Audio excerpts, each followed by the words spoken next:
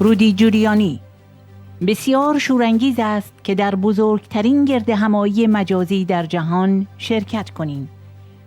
وصل ارتباط از طریق زوم غیرقابل تصور است، آن هم از 102 کشور، از تقریبا 30,000 نقطه. مردم ایران به همه دنیا به روشنی نشان داده‌اند خواهان یک ایران آزاد و دموکراتیک و صلح‌آمیز هستند. اینها دقیقاً همان اهداف شورای ملی مقاومت ایران است.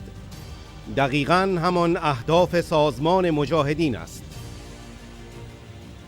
مریم رجوی یک قهرمان بوده و رهبری متعهد است که آگاهی بسیار عمیقی از درد و رنج مردم ایران و ضرورت‌های رساندن ایران به یک آلترناتیو دموکراتیک در برابر این رژیم دارد.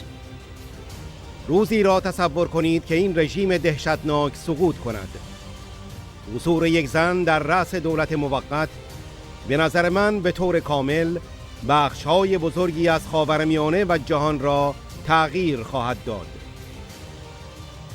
مدافعان رژیم ایران در آمریکا و غرب، کسانی که از این رژیم پول می‌گیرند، می‌گفتند شورای ملی مقاومت و مجاهدین خیلی ارزش ندارند، یک فرقه هستند و هواداران کمی دارند و از شانس جایگزین کردن این رژیم برخوردار نیستند.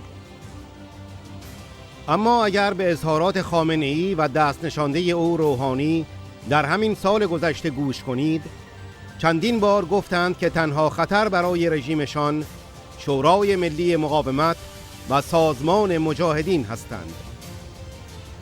تغییر رژیم در ایران در دسترس است. به مدافعان رژیم که برای این کار پول میگیرند گوش نکنید.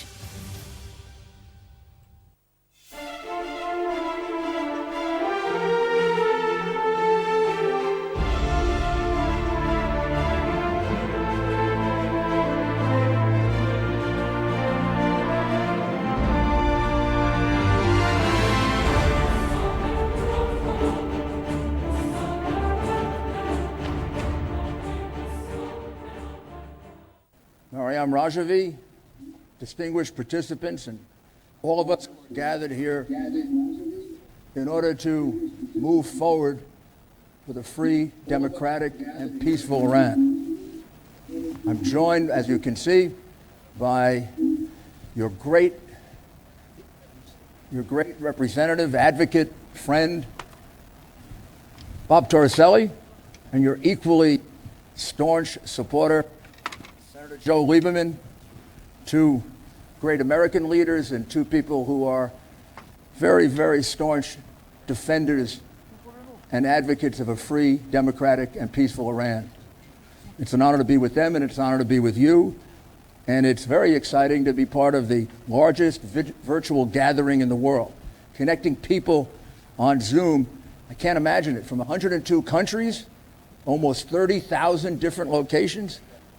The event, most importantly, is broadcast live in Iran to the people in Iran who are living under terror, tyranny, oppression. And let's say to them that this gathering is for them. This is to let them know that their fight for freedom is supported around the world, that there are freedom lovers, both Iranian and of all nationalities, that support you at the highest levels of their governments.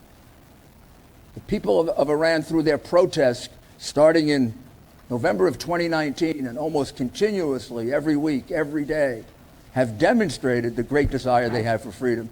And they've demonstrated in a way in which they've put their lives on the line.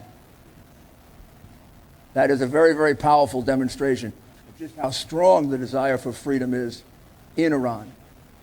In the very early days of those protests, over 1,500 people were killed by the murderous regime of terror.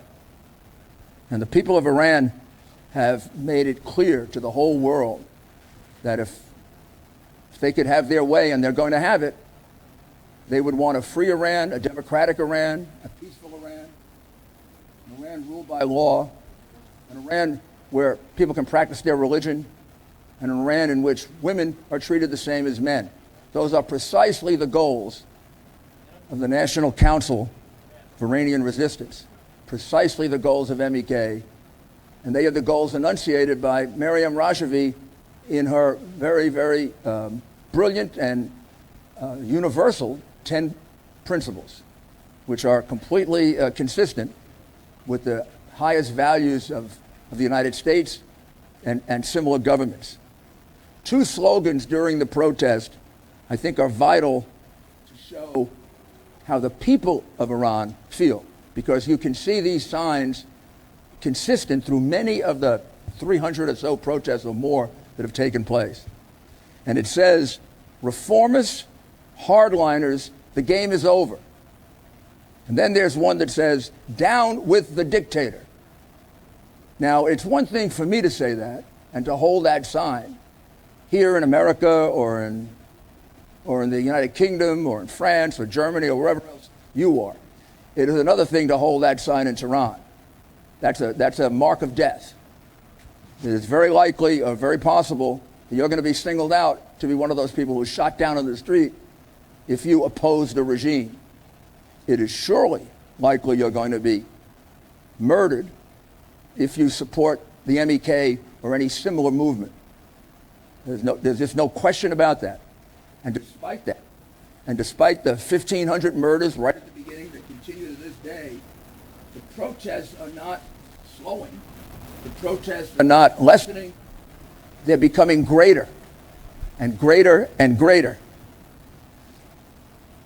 As stated in the letter that was signed by the 31 U.S. dignitaries to set forth our belief, we say as a group, there is a beacon of hope in this dark landscape. The one organization that has done more than any other, including governments, to free Iranian citizens from tyranny and the world from fundamentalist-inspired terrorism is the National Council of Resistance of Iran, NCRI. The NCRI strives relentlessly to ensure that hope for democracy and an end to injustice and tyranny remains alive in Iran. Additionally, with continual media outreach, publications, and meetings, it sustains international attention on the ongoing assault against humanity, and may I add, by the regime of terror. The NCRI is under the leadership of Maryam Rajavi, a woman who has the respect of all of us. She's been a hero, and she is a dedicated leader with tremendous, tremendous understanding of the plight of the Iranians and what's needed to bring Iran to a democratic alternative for the regime. I outlined before her clear program of principles about freedom of religion and, of course, gender equality. The mere fact that she's a woman leading a group like this is revolutionary. Can you imagine? Can you imagine when this terrible regime falls, and it will fall, and she's the interim leader, to have a woman as the head of state? I believe it will completely transform a great deal of the Middle East and a great deal of the world.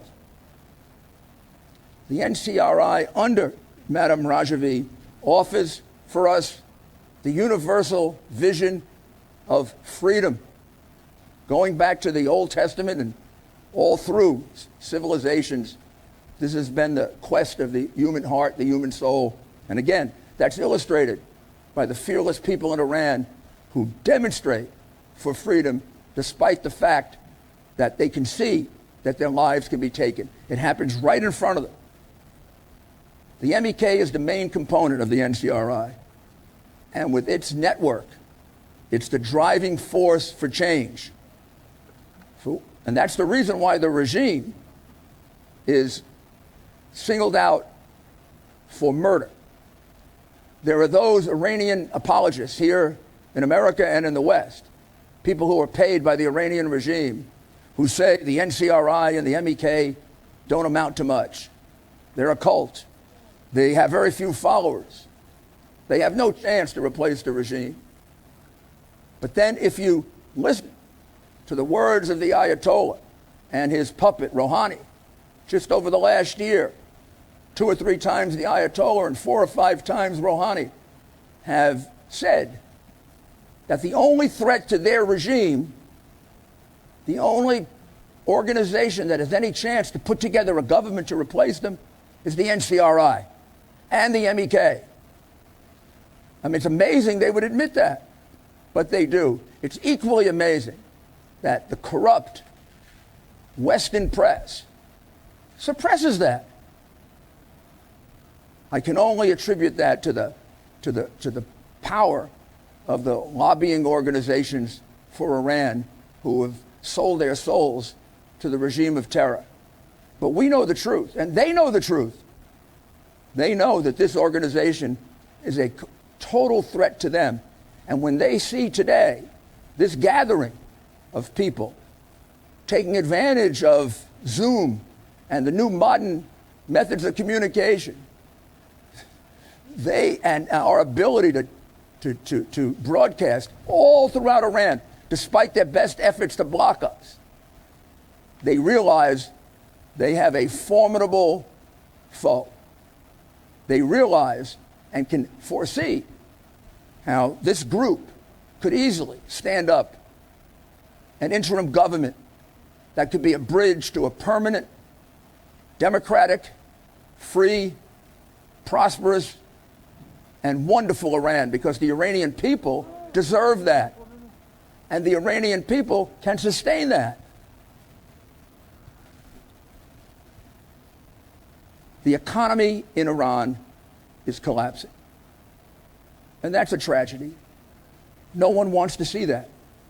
It's horrible to see these demonstrations. And the one that sticks in my mind, I know it goes back about a year, but I can't get it out of my mind, is the man who was standing there asking for $400 or $500. He would sell one of his kidneys for $400 or $500. That means you and your family are starving. And equally poignant and desperate signs. People are starving.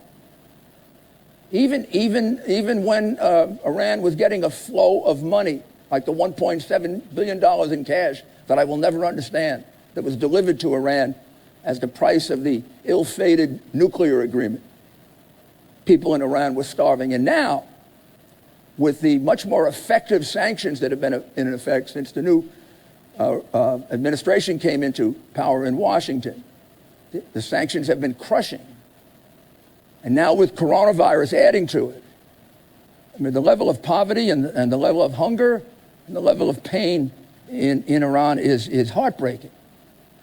The only solace is that this is what happens when revolution takes place. This is what happened in the Soviet Union that led to the collapse of a much, much bigger empire. All of Eastern Europe. And it's tragic that it's not recognized that this regime is on the brink right now, particularly with its handling of coronavirus, in which they allowed 70,000 or more of their people to die without any help. The government at one point allocated $1 billion to help the people, which would have been totally insufficient.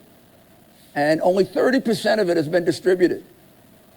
Everybody in Iran knows that the reason that the people of Iran are suffering is not only the sanctions, it's not only coronavirus, it's the fact that they still allocate tremendous sums of money to terrorist groups all over the world. They'd rather send people to bomb us in Paris or to kill some of you in America than to feed their people. They'd rather allocate money to renegade criminal groups that want to wreak havoc in Europe or in the United States than feed their people. And everyone in Iran knows that. That's why they're not only religious maniacs, they're just plain common criminals. They're crooks, thieves. When people say mullahs, they have this religious concept. To me, the mullahs are like the people who ran the mafia, the people I prosecuted who ran the mafia and extorted their people, extorted the Italian-American people, and subjugated them, except this is on a much bigger scale. And the Ayatollah is like the head of the mafia. He's a very wealthy man, the Ayatollah. And I do question his religious sincerity. No man can be a man of God that is a mass murderer. That's completely hypocritical. And then he asks people to sacrifice their life for the cause of tyranny. But does he sacrifice his life? He's not the one going out there and doing the suicide bombings, nor are the fat mullahs who are living wonderful lives off the misery of their own people. This has to be recognized, and it's only going to be recognized with the advocacy of a group like the NCRI and MEK. They're the group that is the most courageous and the most honest about what's going on in Iran. Experience has shown that dictatorship doesn't change on its own. The old saying, a leopard doesn't change its spots, is quite true, particularly a dictator. And despite all of the concessions provided under the JCPOA, the Iranian regime didn't change one bit. In fact, it got worse. It continued its suppression of the Iranian people. It continued its march to becoming a nuclear power. And it continued to be the single biggest state sponsor of terrorism in the world. And since America has ceased to comply with that agreement, has cut it off, and has stopped sending them billions of dollars in cash, the country's been under maximum pressure. And we've got to keep that pressure up to remove the ruling theocracy. Regime change in Iran is within reach. Don't listen to the pessimists and don't listen to the Iranian apologists who are paid to say that. It's within reach. The same things are happening in Iran that have happened numerous times in other countries. When we wake up one morning and we're surprised and we find out, oh my goodness, the Berlin Wall is coming down. Oh my goodness, the Soviet Union is no more. Poland is becoming free. It happened over a long period of time. It happened with the same conditions we're seeing now. But when it happened like that. And that's what's going to happen here. And that's the goal of the NCRI. And that's the goal of Maryam Rajavi. It's very, very simple. The goal is a free Iran that will be a contributing nation to peace in the world, to a better world. This is the heritage of the Iranian people. This is one of the great civilizations that goes back to time immemorial. How much has the Persian civilization given to us? And how much more can it give to us if it's allowed to be free? The goal of Maryam Rajavi and all of us here is not to impose anyone on the Iranian people. The goal is to see regime change. There is a shadow government to handle the interim, so we don't have the situation that we had in Iraq several years ago. So the government can continue and the people can start to prosper immediately. But within less than a year, the goal is to have free and fair elections, to establish a rule of law from day one, to make certain that women participate in government to the same extent as men and in society, and that all of you are free to practice your religion as you see fit, or not practice religion, and to immediately end the nuclear program, and to make clear that Iran wants to rejoin the community of civilized nations. That'll be interim. And then the Iranian people will decide who do they want, what kind of constitution they want. That's the goal of this organization and the millions of people that support it and the people that are watching today. It's all going to happen. It's all going to happen the way I say. We're going to wake up one morning and we're going to be surprised that the regime fell. It's teetering right now. And when that happens, you're going to have your name etched in that great book of liberators. And the one whose name will be in the largest, boldest print will be Miriam Rajavi. Stand with Miriam Rajavi. Stand with Miriam Rajavi.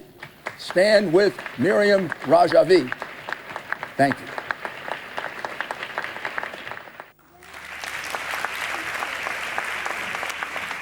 Madam Rajavi, it is my pleasure on behalf of 31 of your very, very loyal, long supporters in the United States, including, of course, Bob Torricelli, Joe Lieberman, and all of the others who are faithfully with you every year and then whenever needed to help with this great cause. We have this letter that we'd like to deliver to you to talk about the importance of the NCRI to the fight for freedom in Iran, how crucial it's been and how important it is to support it, because it's really the vehicle that we have to a democratic government. And also to express our admiration to you, because there is one leader of this group that stands above all others, and it's you, Miriam Rajavi. And here's the letter. I know you have it, but symbolically I want to present it to you.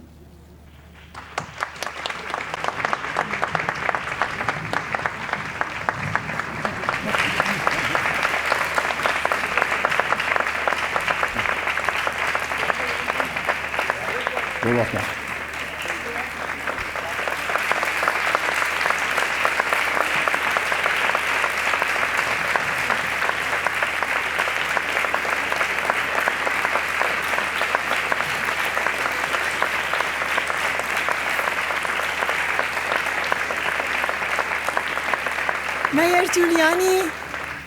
Mayor Giuliani, Senator Lieberman, Senator Torricelli, distinguished American personalities, thank you for your support for the people of Iran in their struggle for freedom and democracy. Your statement calls to hold the criminal leaders of the Iranian regime accountable. Leaders of this regime have committed crimes against humanity and must be brought to justice.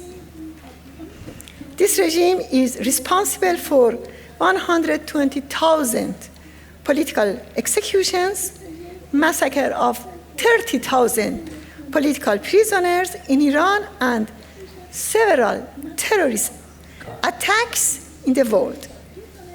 It is time for the international community to take action. I call on all freedom-loving people to support your important initiative. Once again, I thank you for all your efforts, and God bless you. Thank you.